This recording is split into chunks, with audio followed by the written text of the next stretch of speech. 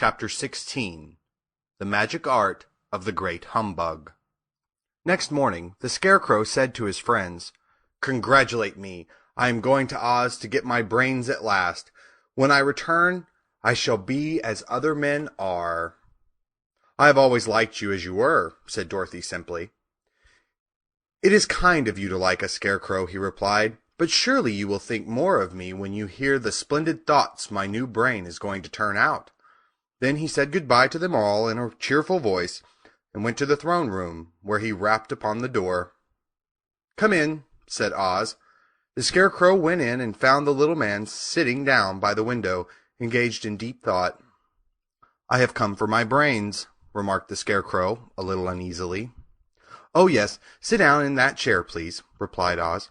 "You must excuse me for taking your head off, but I shall have to do it in order to put your brains in their proper place." "That's all right," said the Scarecrow. "You are quite welcome to take my head off, as long as it will be a better one when you put it on again." So the wizard unfastened his head and emptied out the straw. Then he entered the back room and took up a measure of bran, which he mixed with a great many pins and needles. Having shaken them together thoroughly, he filled the top of the Scarecrow's head with the mixture and stuffed the rest of the space with straw to hold it in place. When he fastened the Scarecrow's head on his body again, he said to him, "Hereafter you will be a great man, for I have given you a lot of brand new brains." The Scarecrow was both pleased and proud at the fulfillment of his greatest wish, and having thanked Oz warmly, he went back to his friends. Dorothy looked at him curiously. His head was quite bulged out at the top with brains. "How do you feel?" she asked. "I feel wise indeed," he answered earnestly.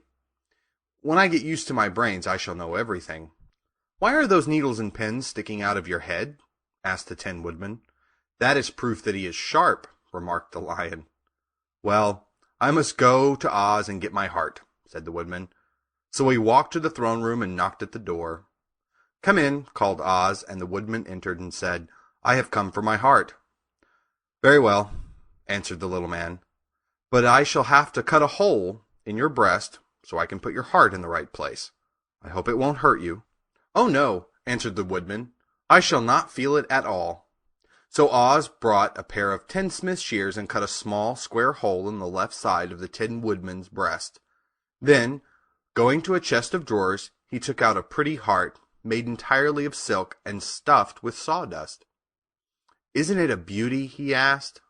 "It is indeed," replied the Woodman, who was greatly pleased. "But is it a kind heart?" "Oh, very," answered Oz. He put the heart in the Woodman's breast and then replaced the square of tin, soldering it neatly together where it had been cut. "There," he said. "Now you have a heart that any man might be proud of.